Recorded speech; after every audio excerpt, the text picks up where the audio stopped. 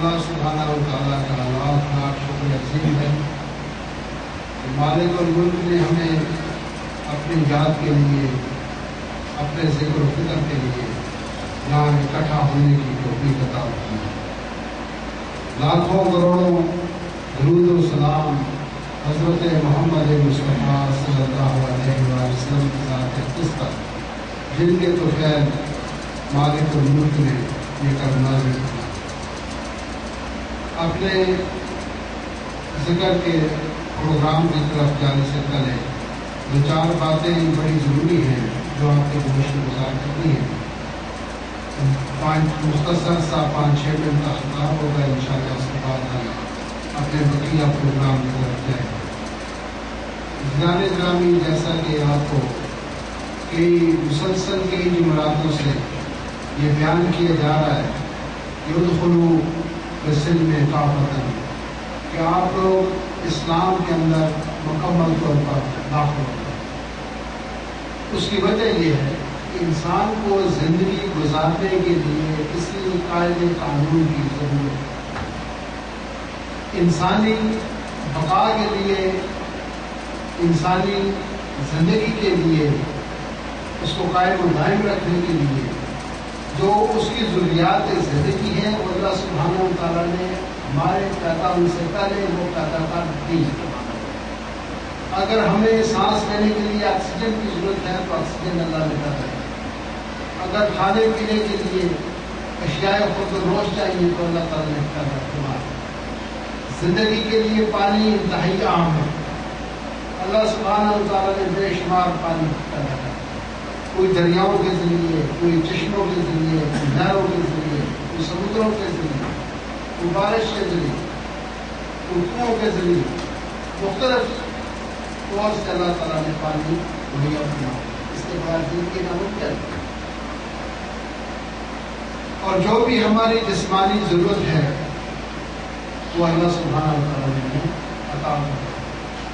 اس کے بعد جو ضرورت ہے، یہ آج میں نے سنا نہیں ہے، خود اپنے کانوں سے نہیں سنا، کسی آدمی کے زبانی سنا ہے کہ ہمارے اہل سنت والجماعت کے بریلوی مسلک کے بہت بڑے عالم ہیں، شیخ الاسلام علامہ ڈاکٹر طاہر قادری رحمۃ، انہوں نے کہیں آج سے ایک ہفتہ پہلے مجھے کسی بندے نے آ کے بتایا، اس نے کیا تو انہوں نے فرمایا کہ آج کا دور ویسا ہی ہے جیسے پہلے کا دور تھا جہلیت کا، اور اللہ سبحانہ و تعالیٰ اپنے انبیاء کا رسول فرمایا تھا، اپنے انبیاء کو محفوظ کرتا تھا تاکہ وہ لوگوں کو آ کے صراط مستقیم پر چلائیں۔ یہ شیخ الاسلام کا کہنا ہے۔ اور اگر آپ غور سے دیکھیں تو واقعی ایسا ہی لگتا ہے، ایسا ہی لگتا ہے کہ ہم اس ہزاروں سال پہلے کے دور میں واپس آ جائیں، جہاں پر ہم کسی کی آج کے دور میں کسی کو دیکھیں تو کسی کو سنتا نہیں، بیٹا باپ کی نہیں سنتا، بیوی شوہر کی نہیں سنتی، چھوٹا بھائی بڑے بھائی کی بات نہیں مانتا، استاد کی بات شاگرد نہیں مانتا۔ ہر آدمی اپنے من کی بات کرتا ہے، جو اس کے دل میں آئے وہی اس کا قانون ہے، جو دل میں آ جائے وہی قانون ہے۔ بات سمجھ رہے ہیں؟ جو دل میں آ جائے وہی اس کا قانون ہے۔ تو جو دل میں بات آتی ہے وہ شیطان کی طرف سے آتی ہے، کیونکہ اللہ سبحانہ و تعالیٰ نے دو چیزوں، یہ بچوں بڑے غور سے میری بات سنا ہے، دونوں چیزیں اللہ سبحانہ و تعالیٰ نے پیدا فرمائی، شر کو بھی اور خیر کو۔ یہ نہ کہیں کہ اللہ نے خیر کو پیدا کیا، شر کسی اور نے پیدا کیا، نہیں، شر بھی اسی کی طرف سے اور خیر بھی اسی کی طرف سے۔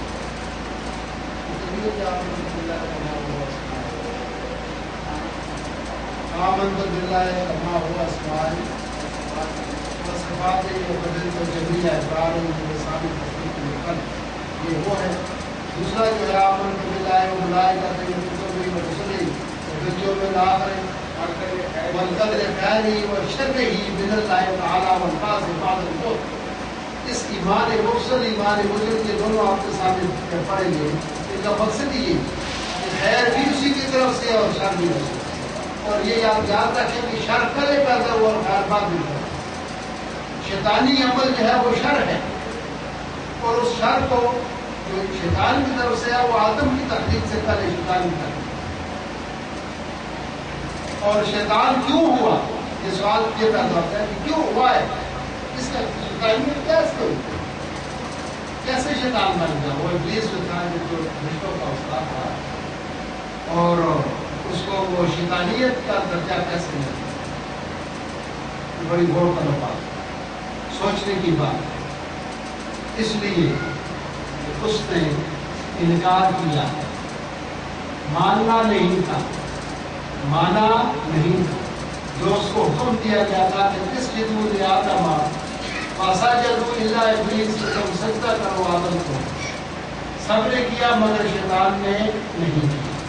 تو جس دن شیطان نے سجدہ نہیں کیا، بات نہیں مانی، مانا نہیں وہ، تو شیطان کا ثابت کیا ہوا؟ جو نہ مانے وہ شیطان ہے، نہ ماننے والے کو شیطان کہتے ہیں۔ نہ ماننا شیطانی ہے، شر ہے، اور ماننے والے کو خیر کہتے ہیں، یہ خیر ہے۔ وہ گناہ ہے اور یہ ثواب ہے، وہ جہنم ہے اور یہ جنت ہے۔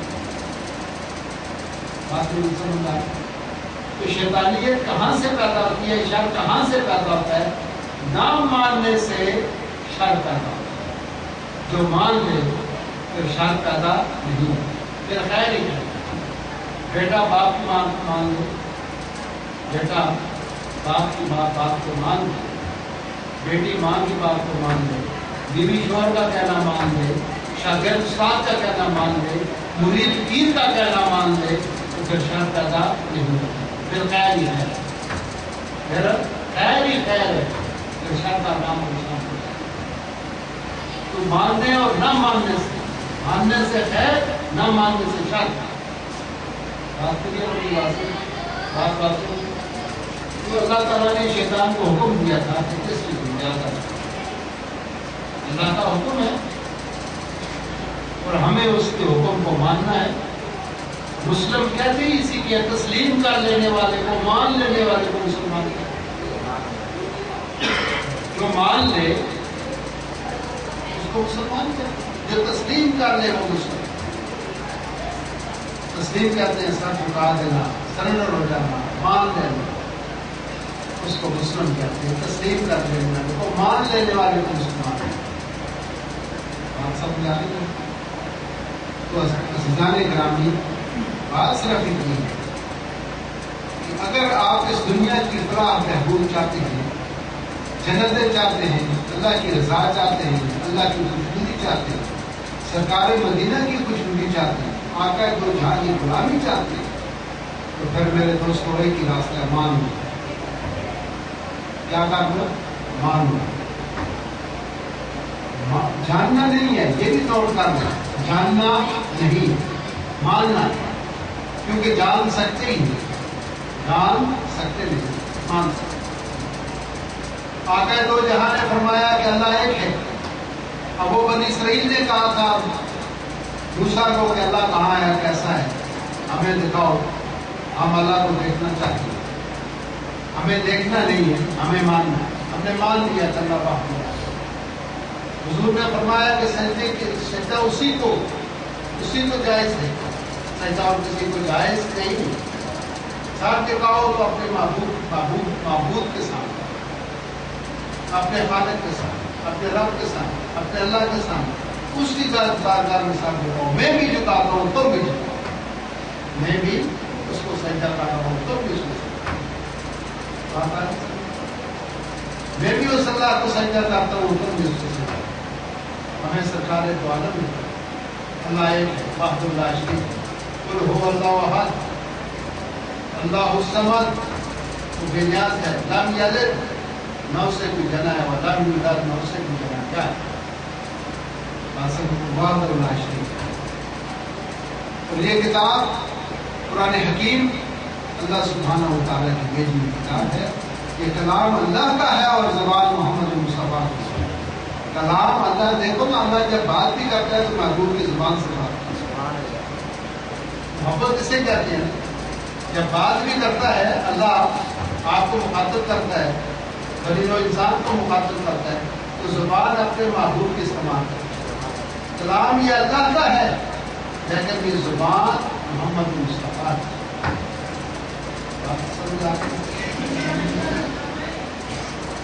تو سرکار دو عالم نے فرمایا کہ فرشتے ہیں، ملائکہ ہیں، ہم نے مان لیا. یہ آسمان سے اور بھی کتابیں اتری ہیں قرآن کے علاوہ، ہم نے وہ بھی مان لی. اور بھی میرے علاوہ بھی انبیاء ہیں، میں امام الانبیاء ہوں، سردار الانبیاء ہوں، ہم نے تسلیم کر دیا. اور بھی انبیاء ہیں.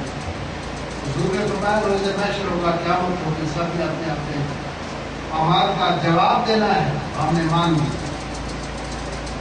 تو ماننا ہے یہاں وہ ایک کوئی شخص تھا تو اس کے پاس ہو کوئی شیطانی شر والا آدمی چلا جائے. اس نے کہا کہ بھائی یہ کیا ثبوت ہے کہ اللہ ہے؟ تو انہوں نے دلیل دی کہ بھائی یہ سورج ہے، اس میں جو تمازت ہے، اس میں جو روشنی ہے، یہ کس نے پیدا کی؟ اللہ نے پیدا کی. یہ پھول ہیں، ان میں رنگت کس نے پیدا کی؟ خوشبو کس نے پیدا کی؟ اللہ نے پیدا کی. یہ چاند ہے، اس کے اندر ٹھنڈک کس نے پیدا کی؟ روشنی کس نے پیدا کی؟ یہ انگنت آسمان پر ستارے ہیں، روشن ہے، یہ کس نے روشن کی؟ اللہ نے. تو وہ ساری دلیلیں اللہ کے وجود کی دیتے رہتے، دلیلیں اللہ کے وجود کی دیتے رہتے. تو جو شر والا تھا وہ ان کی تمام دلیلوں کو مراد کرتا ہے. وہ بیچارے عاجز آگے اللہ آگے دلیلیں دے دے. ان کے مرشد حضور کے مرشد نے کہا کہ تم کہو کہ میں بغیر دلیل کے اللہ کو مانتا ہوں، میں بغیر دلیل کے، بغیر کسی ثبوت کے اللہ کو مانتا ہوں. تو اللہ میں بغیر دلیل کے اللہ. اور ہم بھی اور آپ ہم سب کو بھی، ہم نے بغیر دلیل کے اللہ کو مانا، اس کے فرشتوں کو مانا، اس کی کتابوں کو مانا، اس کے رسولوں کو مانا اور یوم آخرت کو مانا. تو جب ہم نے مان لیا ہم مسلمان ہیں. اب جب ہم مسلمان ہو گئے ان چیزوں کو ماننے سے، اس کو جو بیرون لگائے ہیں وہ لوگ جو ایمان لاتے ہیں غیب پر، غیب کیا چیز ہے؟ اللہ سبحانہ و تعالیٰ کسی نے نہیں دیکھا. غیب کہتے کسے ہیں؟ جو معلوم ہو اس کو غیب نہیں کہتے، جو نامعلوم ہو اس کو غیب کہتے ہیں. نامعلوم کو غیب، معلوم کو علم. جو معلوم ہو اس کو علم کہتے ہیں اور جو نامعلوم ہو وہ غیب. اب آپ کی جیب میں کتنے روپے ہیں یہ آپ کے لیے علم ہے، آپ کو معلوم ہے. ہمارے لیے وہ غیب ہے، ہمیں نہیں پتا آپ کی جیب میں کتنے روپے. ایک آدمی کے لیے چیز غیب ہو سکتی ہے اور دوسرے آدمی کے لیے وہ غیب نہیں ہو سکتی. تو جس چیز کا علم ہو جائے پھر وہ غیب رہتی نہیں. اس لیے ہمارے آقا اور مولا غیب جانتے تھے، جس کو کہتے ہیں تو حضور غیب نہیں جانتے تھے. غیب کو جانتے تھے اس لیے کہ جو چیز ہمیں معلوم نہیں ان کو معلوم تھی. وہ ہمارے لیے غیب ہے، ان کے لیے غیب نہیں. جب جو چیز معلوم ہو جائے، جب جو چیز معلوم ہو جائے تو پھر وہ تو علم میں اور مشاہدے میں چیز آ جاتی ہے. جو علم اور مشاہدے میں چیز آ جائے وہ غیب نہیں ہوتی. جو علم اور مشاہدے میں نہ آئے وہ غیب ہو جائے. اس وقت لاہور میں کیا ہو رہا ہے ہمیں نہیں معلوم، لیکن جو لاہور میں ہیں ان کو کے لیے تو غیب نہیں ہے. ہمارے لیے لاہور میں کیا ہو رہا ہے، اسلام آ رہا ہے، فلڈ آ رہا ہے، پتہ کتنے فیصد پانی اس سے اخراج ہو رہا ہے، یہ ہمارے لیے تو غیب ہے. آپ دیکھ رہی ہیں تو جو دیکھ رہی ہے ان کے لیے غیب نہیں. آپ نہیں سمجھ. اللہ سبحانہ و تعالیٰ نے اپنے محبوب کو سب کچھ دکھا دیا. آسمانوں کی بھی سیر کرا دی، زمینوں کی بھی سیر کرا دی. وہ عرش عظیم تک صدرۃ المنتہا اور اس سے بھی آگے تو اپنے محبوب کو سب مشاہدہ کرا. جب مشاہدہ ہر چیز کا کرا دیا تو پھر ان کے لیے غیب نہیں. آپ کے اور میرے لیے ہمارے لیے غیب ہے، غیب ہے. ہم بھی غیب چاہتے ہیں. اللہ اور اس کے جو اللہ جس کو دینا چاہے علم اس کے لیے وہ غیب رہتے ہیں. اللہ سبحانہ و تعالیٰ نے تمام علوم علم آدم الاسماء، اللہ سبحانہ و تعالیٰ نے آدم کو تمام اسماء سکھا دیا. جس کا اسم ہمیں معلوم نہیں ہمارے لیے ہے، جس کو وہ جان کر اس کو بتاتے ہیں.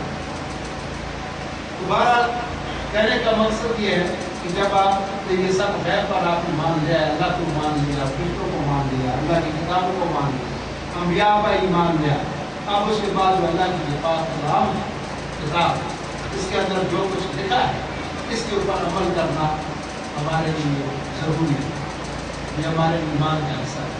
جو آدمی اس قرآن حکیم پر اور اللہ کے محبوب کے بتائے ہوئے چیزوں پر ایمان لے آئے گا اور اس پر عمل کا راہ ہو جائے گا، وہ مومن ہے۔ اور ہماری نجات، ہمارا سکون، ہماری دنیا اور ہماری آخرت، ہماری جنت دوزخ جو کچھ بھی ہے، تمام انعامات اس کتاب الہی کے اندر۔ اس پر عمل کرنے سے ہمیں وہ سب فیوز و برکات حاصل ہوں گے، وہ ثمرات حاصل ہوں گے جب اس پر عمل کرا ہو جائے۔ تو اس پر عمل کرا ہونے والا وہ ایمان والا ہو جاتا ہے، مومن ہو جاتا ہے۔ جو صرف مان لے وہ مسلمان، جو عمل کر لے وہ مومن۔ میرے پچھلی بھی کہا تھا کہ جو خدا کو مانتا ہے وہ مسلمان ہے، اور جو خدا کی مانتا ہے وہ مومن ہے۔ لہٰذا ہم جب خدا کی مانیں گے تو ہمیں مکمل طور پر اسلام میں داخل ہونا ہے۔ خود قلوب اس نے دیکھا، پھر ہم نے ہر بات وہ کرنی ہے، ہمیں اپنی مرضی سے اور اپنے دل سے کوئی بات نہیں کرنی، دل کی بات نہیں کرنی۔ ہم نے پھر اللہ کے حکم کی اتباع کر دیا اور تابعداری کر دیا، فرمانبرداری کر دیا، پر عمل کر دیا۔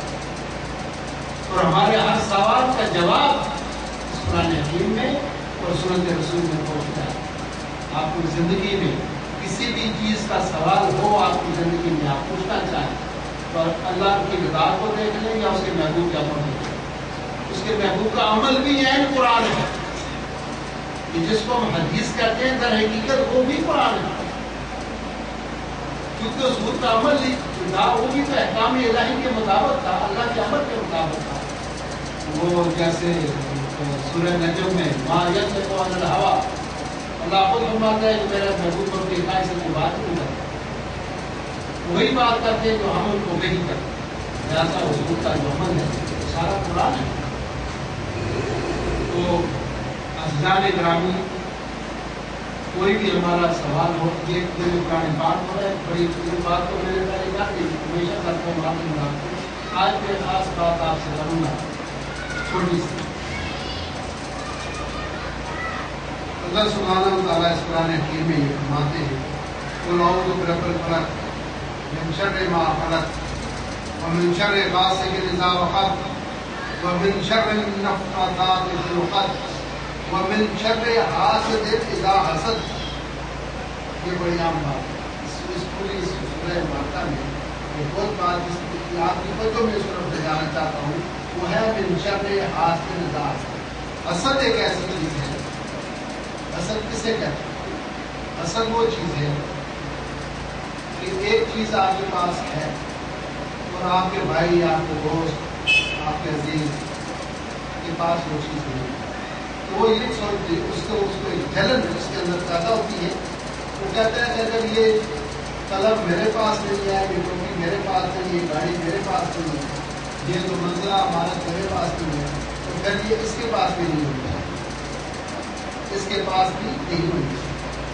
وہ شخص اس جلن کی وجہ سے، اس حسد کی وجہ سے وہ آپ کی بھی بربادی چاہتا ہے۔ ایک ہوتا ہے رشک، ایک لفظ ہے رشک، ریش انتاب رشک۔ اس کا مطلب یہ ہوتا ہے کہ جو آدمی کے پاس ہی تو دوسرا بھی اس کو دیکھتا کوشش کرتا ہے کہ میں بھی ایسی چیز حاصل کر لوں، وہ تو جائز ہے رشک کرنا۔ وہ بھی آگے ترقی کرے گا، پڑھائی کرے، پوچھے گا بھائی اس بندے نے یہ اتنی ترقی کیسے کی؟ اس نے MBBS کیا ہے، چائنا میں پڑھتا ہے، ڈاکٹر بنا ہے، پھر کہا کہ اس کو اتنا پیسہ ملا، اس کو یہ چیزیں ایسے ترقی کی، ایسے تجارت کی ہے، ایسے سعودیہ میں نوکری کی ہے، اس کی بڑا پیسہ ہے، جب اس نے یہ مکان بنایا ہے ایسا، وہ کس اس کو رش لگا ہوگا، پھر وہ بھی کرے گا یار مجھے بتاؤ وہ جان کدھر ہے جس کے تھرو یہ سعودیہ گیا تھا، میں بھی کروں تاکہ میرے پاس وہ تو رش جائز ہے، جا کے تب بھی تمہارا اس سے بھی اچھی خوبصورت ویژن پڑا، اچھا اپنا رہن سہن پڑا۔ جو حسد ہوتا ہے وہ کہتا ہے وہ اس کو بھی دباؤ برباد نہیں کرتا۔ بات سمجھ آتی ہے؟ اس کیا تھا؟ بڑی خوبصورت بات صورت ہے سورہ یوسف، اس میں یوسف علیہ السلام نے خواب دیکھا کہ میں خواب میں دیکھتا ہوں کہ چاند سورج مجھے سجدہ کر، تو بابا نے کہا کہ آپ نے یا رات افسوس رویا تھا یہ بات اپنے بھائیوں کو نہیں بتانا. تو آپ سب جانتے ہیں بھائیوں نے کیا کیا, اپنے بھائی کو ماں کے کیوں بیان کیا, کس وجہ سے, حسد کی وجہ سے. یہ تھا حسد, یہ تھا کہ ہم 11 ہیں اور ہمیں ہمارا والد نہیں پوچھتا, یوسف کو زیادہ پیار کرتا ہے, یوسف سے اسلام مجھے کرتا ہے, یوسف کا تو ہے, ہمیں کیوں نہیں بلا. لہٰذا ایسا کریں کہ یوسف کو اپنے راستے سے ہٹا دیں. یاد ہے پھر والد کے سامنے یوسف ہوگا نہیں, پھر وہ مجبوراً ہمیں بلائے گا, ہمارے ساتھ صلاح کرے گا, مشورہ کرے گا, ہم سے پیار کرے گا, محبت کرے گا, میٹھی میٹھی باتیں کرے گا, ہمیں اپنا قرب عطا کرے گا. تو جب یہ نہیں ہوگا پھر ہمیں یہ چیز مل جائے گی. باتیں سمجھ آئے, اس کو کہتے ہیں حسد. کیا کہتے ہیں؟ حسد. آپ سمجھ گئے مظہر صاحب, سمجھ آ گئی حسد کسے کہتے ہیں. اب اس حسد کے لیے ایک ہی اللہ سبحانہ و تعالیٰ نے علاج بتایا ہے, ایک ہی. اس کے لیے کوئی انجیکشن, کوئی میڈیسن, کوئی تویز, کوئی دھاگا, کوئی دم, کوئی دودھ نہیں ہے. اس کا حل اللہ نے قرآن میں یہ بتایا کہ اور من شر حاسد اذا حسد, یہ جو یہ حسد ہے یہ بھی ایک شر ہے. کیا ہے؟ شر, ایک شیطانی ہے, ایک فساد ہے, ایک بے چینی اور بے سکونی اور بے حرامی ہے, تباہی اور بربادی ہے, شر ہے, شیطانیت ہے, شیطانی. ومن شر حاسد اذا حسد, اللہ فرماتا ہے کہ میری حسد سے. یہ آج میں نے یہ آپ کو ایک گفٹ سمجھے میری طرف سے تحفہ, کہ جب کسی حاسدین کا شکار ہو جائے, کوئی آپ کا بہن بھائی عزیز رشتہ دار دوست احباب آپ کے ساتھ حسد کرے, اس کا علاج ایک ہے, اللہ سے بات. اے میرے مولا اتنی ہمیں اس شخص کے, ان کے رشتہ داروں کے, عزیزوں کے, دوستوں کے, جو بھی ہے آپ سے حسد کرتے ہیں, اس کا علاج یہی ہے. اللہ سبحانہ و تعالیٰ نے یہ قرآن میں بتا دیا ہے کہ من شر حاسد اذا حسد, میری پناہ مانگو, مجھ سے دعا کرو جب کوئی حسد کرنے پر. یہ بعض لوگ آتے ہیں ہمارے پاس, جن کو سینکڑوں آدمی آتے ہیں, کسی کی دکان نہیں چل رہی, کسی کا کاروبار نہیں چل رہا, کسی کی نوکری نہیں مل رہی, کسی کا کیا نقصان ہو گیا, کسی کا کیا نقصان, کس وجہ سے حسد کی وجہ سے. لیکن اس کا علاج ایک ہی ہے, اللہ سے دعا کیا گیا. جس وقت حسد آپ سے حسد کرنے لگتا ہے, وہ پتہ چل جاتا ہے کہ شخص میرے ساتھ حسد کرتا ہے. ایسے واقعات ہوتے ہیں, انسان کو سمجھ آ جاتا ہے یہ جو میرے ساتھ میرے چاچے کا بیٹا کر رہا ہے, یا میرا بھائی کر رہا ہے, یا میری بہن کر رہی ہے, یا کوئی بھی کر رہا ہے, تو یہ کس وجہ سے کر رہا ہے. تو جو وہ کر رہا ہے اس کو سمجھے, اس کے پیچھے جو طاقت اسے کروا رہی ہے وہ اس کے حسد کی طاقت ہے. آپ اس کا مقابلہ نہیں کر سکتے. اس سے کیا کریں؟ اللہ سے بات.